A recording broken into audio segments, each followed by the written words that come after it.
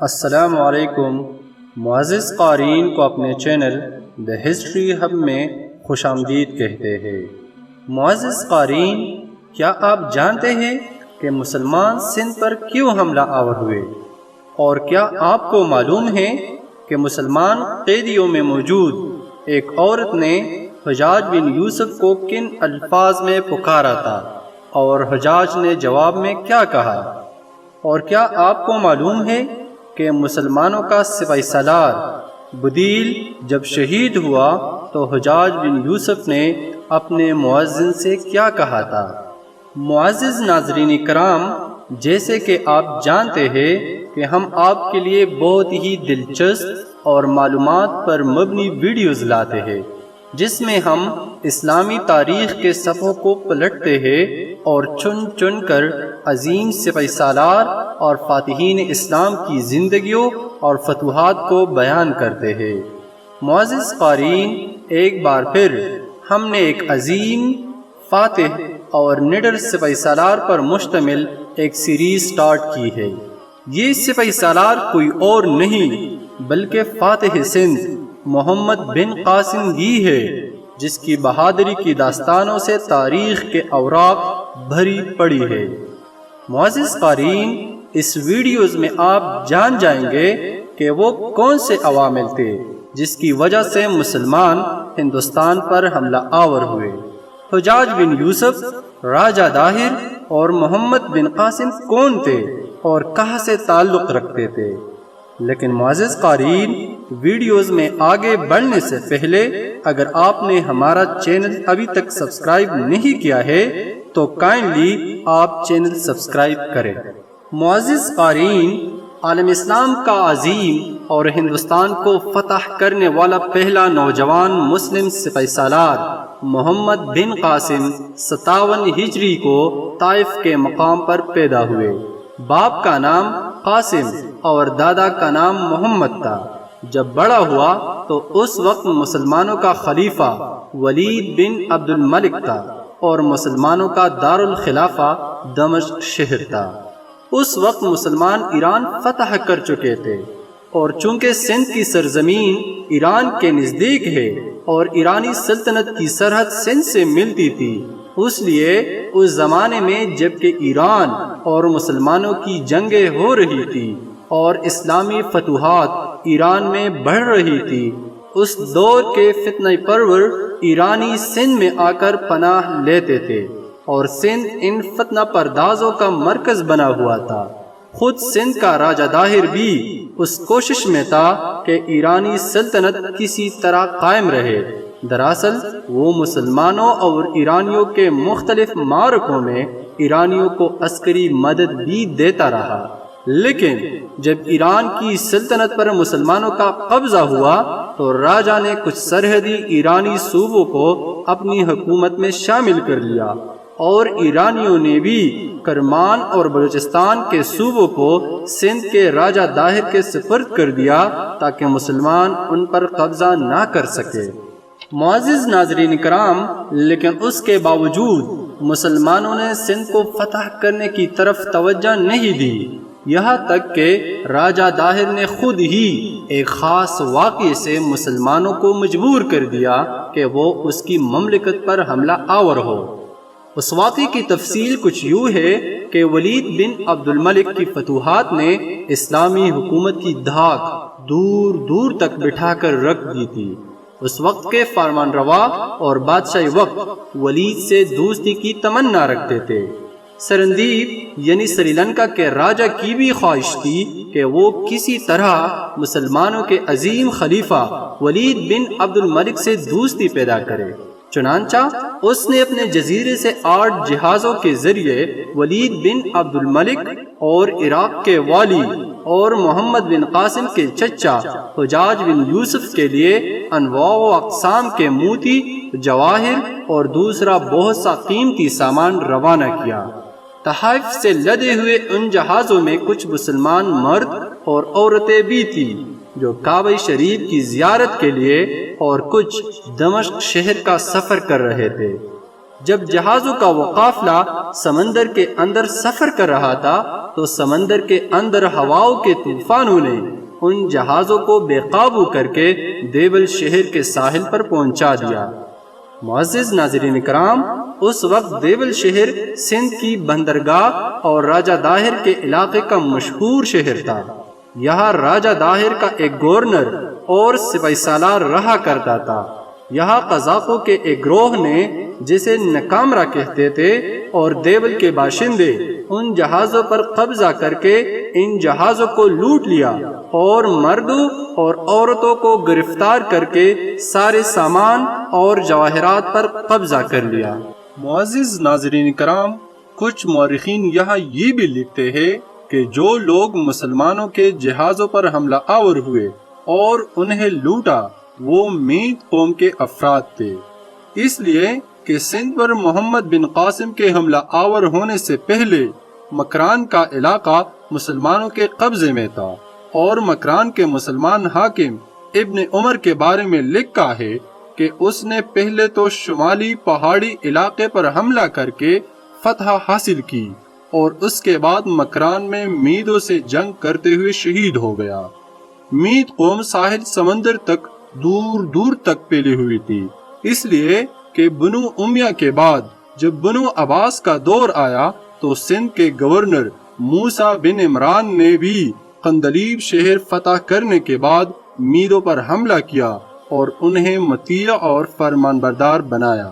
بہرحال جب دیول کی مید قوم کے قزاقوں نے جہازوں پر حملہ کیا تو سرندیپ یعنی سری لنکا کے راجہ کے آدمیوں اور مسلمان عورتوں اور مردوں نے ان قزاقوں کی بہتری منت و سماجت کی کہ ہم یہ مال مسلمانوں کے خلیفہ وقت کے لیے لے کر جا رہے ہیں، لہٰذا وہ ان پر حملہ آور نہ ہو اور انہیں جانے دے، مگر ان بحری قزاقوں نے مطلق کوئی پرواہ نہیں کی اور سب کو قید کر کے کہا، اگر تمہارا کوئی دادرس کوئی امداد کرنے والا ہو تو اس کے توسط اور ذریعے سے خود کو خود ہی خرید لو۔ معزز قارئین کرام، مورخین کہتے ہیں کہ اس موقع پر ایک مسلمان عورت نے چیختے چلاتے ہوئے اپنے خداوند قدوس کے بعد بلند آواز میں کہا، یا حجاج اغننی، جس کا ترجمہ ہے اے حجاج میری مدد کرو۔ کہتے ہیں کہ پکارنے والی یہ مسلمان عورت عربوں کے قبیلے بنو عریس سے تعلق رکھتی تھی۔ ساتھ ہی کچھ مورخین کا یہ بھی خیال ہے کہ عورت کا تعلق بنو بربورہ سے تھا۔ بہرحال کچھ مسافر جن کا تعلق ان جہازوں سے تھا اور جو کسی نہ کسی طرح اپنا آپ بچا کر باغ نکلنے میں کامیاب ہو گئے، وہ عراق پہنچے۔ اس وقت خلیفہ ولید بن عبد الملک کی طرف سے عراق کا والی حجاج بن یوسف تھا۔ بچ کر نکلنے والے ان لوگوں نے عراق پہنچ کر جہازوں کو لوٹنے اور مسافروں کو قید کرنے کی اطلاع انتہائی دردناک انداز میں حجاج کو پہنچائی، اور یہ بھی کہا کہ اس وقت جب کہ ڈاکو مسلمانوں کو گرفتار کر رہے تھے اور عورتوں پر ظلم توڑے جا رہے تھے، ایک عورت نے بے اختیار یا حجاج اغننی، اے حجاج میری مدد کو پہنچو پکارا تھا۔ کہتے ہیں کہ یہ الفاظ سن کر حجاج بن یوسف کا چہرہ غصے میں تپ گیا تھا، آنکھیں قہر اور آگ برسا گئی تھی۔ دھاڑتی ہوئی آواز میں اس نے تقریباً چلاتے ہوئے کہا، لبیک یعنی میں حاضر ہوں۔ یہ بھی کہا جاتا ہے کہ یہ واقعات سن کر حجاج بن یوسف بے حد متاثر ہوا اور آبدیدہ سا ہو کر رہ گیا تھا۔ معزز قارئین، اس حادثے کی اطلاع ملتے ہی حجاج بن یوسف فوراً حرکت میں آیا اور اس نے فی الفور سندھ کے حکمران راجہ داہر کو ایک خط لکھا۔ یہ خط اس نے مکران میں اپنے حاکم محمد بن ہارون کو بھیجا اور محمد بن ہارون کے نام بھی ایک خط لکھا اور اسے تاکید کی کہ یہ راجہ داہر کے نام جو خط ہے وہ راجہ داہر تک پہنچایا جائے۔ حجاج بن یوسف نے سندھ کے راجہ داہر کے نام جو خط لکھا تھا اس کی تفصیل کچھ اس طرح تھی، ہمارے ملک کے لوگ جو تمہارے علاقے میں قید کر لیے گئے ہیں ان کو باعزت طریقے سے واپس کرو اور مال و اسباب کا جو کچھ نقصان ہوا ہے اس کا تاوان ادا کرو۔ معزز قارئین، یہ خط جو حجاج نے راجہ داہر کے نام لکھا تھا، اس پر حجاج بن یوسف نے اپنے دستخط ثبت کیے۔ یہ خط جس قدر معقول اور شریفانہ انداز میں لکھا گیا تھا، اس کا جواب بھی اس قدر معقول ہونا چاہیے تھا، لیکن راجہ داہر نے اس خط کا جواب نہایت بے پرواہی اور فریب سے دیا۔ اس نے کہا، یہ کام میرا نہیں بلکہ بحری ڈاکوؤں اور قزاقوں کا ہے، جن سے میرا کوئی تعلق اور واسطہ نہیں۔ معزز قارئین، راجہ داہر کی غیر معقولیت اور اس کے فریب اور دھوکہ دہی کا اندازہ اس سے بھی ہوتا ہے کہ بعد کے دور میں جب محمد بن قاسم نے ہندوستان پر حملہ کیا اور آگے بڑھتے ہوئے اس نے الور شہر کو فتح کیا، تو ان جہازوں کے مسافر الور شہر کے قید خانے سے نکالے گئے تھے۔ مورخین لکھتے ہیں کہ اگر بحری ڈاکو نے ان مسافر کو گرفتار کیا تھا تو سرکاری جیل خانے میں ان کے برآمد ہونے کی کوئی وجہ ہو ہی نہیں سکتی تھی، سوائے اس کے کہ راجہ داہر کے جواب کو ایک فریب سمجھا جائے۔ سندھ کے راجہ داہر کا یہ جواب جب عراق کے مسلمان والی حجاج بن یوسف کو ملا تو اس نے مسلمانوں کے خلیفہ ولید بن عبد الملک کے پاس ایک غرضداشت بھیجی اور تمام حالات لکھ کر سندھ پر حملے کی اجازت طلب کی، لیکن ولید نے اس کی اجازت نہیں دی۔ حجاج نے چند دن کے بعد پھر بارگاہ خلافت میں لکھا، میرا خیال ہے امیر المؤمنین نے کثیر اخراجات کی وجہ سے سندھ پر حملے کی اجازت نہیں دی، لیکن میں وعدہ کرتا ہوں کہ اس مہم میں جس قدر رقم خرچ ہوگی میں اس سے دگنی رقم شاہی خزانے میں جمع کرنے کا پابند ہوں گا۔ حجاج بن یوسف کی یہ غرضداشت جب دمشق میں خلیفہ ولید بن عبد الملک کے پاس پہنچی تو اس نے سارے احوال کا جائزہ لیتے ہوئے حجاج بن یوسف کو سندھ پر حملہ آور ہونے کی اجازت دی تھی۔ معزز قارئین، خلیفہ ولید بن عبد الملک کی طرف سے اجازت ملنے کے بعد حجاج بن یوسف نے اپنے ایک سالار عبداللہ بن نیہان کو ایک لشکر دے کر دیبل پر حملہ آور ہونے کے لیے روانہ کیا۔ عبداللہ بن نیہان دیبل پہنچ کر حملہ آور ہوا اور شجاعت و دلیری سے لڑتے ہوئے شہید ہو گیا۔ معزز قارئین، کچھ لوگوں کا خیال ہے کہ کلفٹن میں جو عبداللہ شاہ کا مقبرہ ہے، یہ دراصل عبداللہ بن نیہان ہی کا مقبرہ ہے، جو سندھ کی فتح کے لیے آئے تھے اور جن کو حجاج نے دیبل پر حملہ آور ہونے کے لیے روانہ کیا تھا۔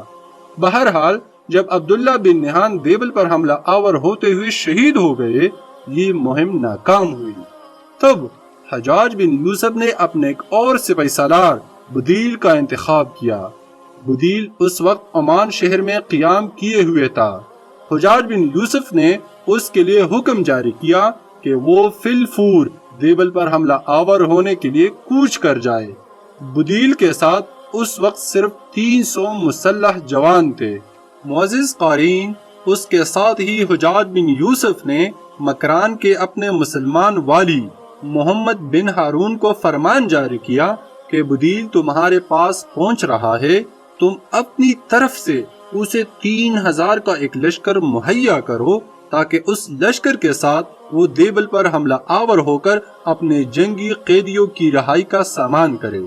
بدیل حجاج کا حکم ملتے ہی عمان سے مکران پہنچا۔ مکران کے مسلمان والی محمد بن ہارون نے 3000 کا ایک لشکر مہیا کیا اور اس لشکر کو لے کر بدیل مکران سے دیبل کی طرف روانہ ہوا۔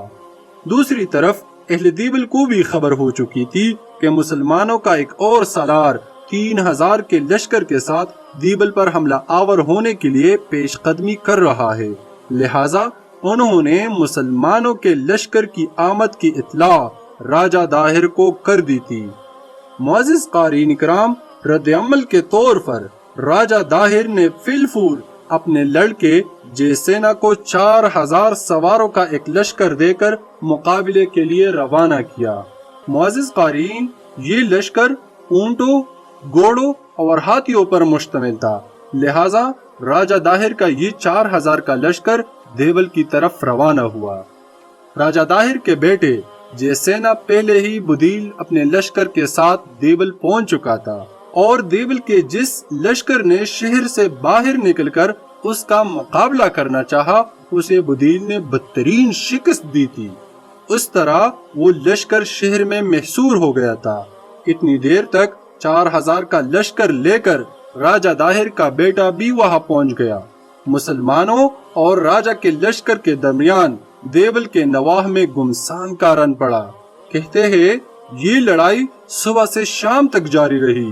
دونوں طرف کے لشکری بڑی بہادری اور جرت مندی سے لڑے۔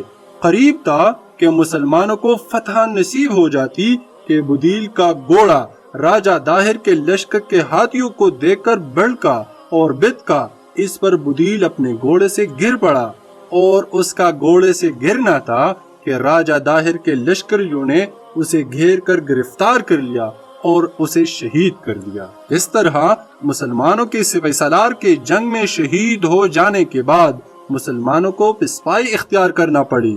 اس طرح دوسری بار بھی مسلمان دیول کو فتح کرنے میں کامیاب نہ ہوئے۔ معزز قارئین، مورخین لکھتے ہیں کہ حجاج بن یوسف کو جب بدیل کے دیول کے نواح میں شہید ہونے کی خبر ملی تو اسے بے حد دکھ ہوا اور صدمہ ہوا۔ اس کے دکھ اور افسوس کا اندازہ اس سے لگایا جا سکتا ہے کہ اس نے مؤذن سے التماس کی کہ جب تو آذان کہے تو آذان کے بعد مجھے ہر روز بدیل کا نام یاد دلایا کرے، تاکہ میں اس کے لیے اس وقت تک دعا کرتا رہوں جب تک کہ میں اس کا بدلہ نہیں لیتا۔ معزز قارئین، بدیل کی شہادت کے بعد سندھ میں نہرون شہر کے لوگوں نے مسلمانوں سے ڈر کر آپس میں مشورہ کیا کہ یقیناً عرب اپنے مرنے والے سالاروں کا انتقام ضرور لیں گے، اور ان کے حملے کا پہلا نشانہ بھی ہم ہی لوگ بنیں گے۔ اگر ان کا زبردست انداز میں حملہ آور ہونے سے پہلے ہی ہم ان کی اطاعت قبول کر لے تو ہمارا شہر بربادی اور تباہی سے محفوظ رہے گا۔ نیرون نام کا یہ شہر موجودہ حیدرآباد تھا۔ مورخین لکھتے ہیں کہ حیدرآباد کا پورا نام پہلے نیرون ہی تھا۔ اس شہر کی بنیاد نبوت اور ہجرت کے درمیانی عرصے میں پڑی۔ مغلوں کی فتح کے بعد اس شہر کا نام حیدرآباد مشہور ہوا، اس لیے کہ ایک حاکم حیدر علی ارغون نے اس شہر کو نئے سرے سے تعمیر کرایا تھا۔ یہ فیصلہ کرنے کے بعد نیرون شہر کے لوگوں نے حجاج بن یوسف سے رابطہ کیا۔ اس وقت نیرون شہر کا حاکم ایک شخص سندر تھا۔ وہ بدھ مت کا پیروکار تھا اور راجہ داہر کا ماتحت بھی تھا۔ اس نے راجہ داہر کو بتائے بغیر ایک وفد اپنی طرف سے حجاج بن یوسف کی طرف روانہ کیا اور حجاج بن یوسف کی خدمت میں گزارش کی کہ وہ مسلمانوں کے مطیع اور فرمانبردار ہو کر رہنا چاہتے ہیں، اور ساتھ ہی سندر نے جزیہ دینا قبول کرتے ہوئے کہا کہ ہمیں امن دیا جائے۔ معزز قارئین کرام، حجاج بن یوسف نے نیرون شہر کے حاکم سندر کی اس استدعا کو قبول کر لیا۔ جواب میں اس نے سندر کو تسلی اور تشبیہ دیتے ہوئے کہا کہ تم لوگ اپنی طرف سے بھی کوشش کرو کہ مسلمانوں کے قیدیوں کا کھوج لگا کر ان کی رہائی کا سامان کیا جا سکے۔ اس طرح نیرون شہر کے حاکم سندر نے مسلمانوں کے بڑے حملے سے پہلے ہی حجاج بن یوسف سے رابطہ قائم کر کے اور اس کی اطاعت قبول کرتے ہوئے اپنے اور نیرون شہر کے لوگوں کے لیے امان حاصل کر لی تھی۔ معزز قارئین کرام، مسلمان سالار بدیل کے شہید ہونے اور مسلمانوں کی اس دوسری ناکامی کے بعد حجاج بن یوسف نے سندھ پر حملہ آور ہونے کے لیے ایک اور لشکر تیار کیا۔ اس لشکر کا سالار اس نے اپنے بھتیجے عماد الدین محمد بن قاسم کو مقرر کیا۔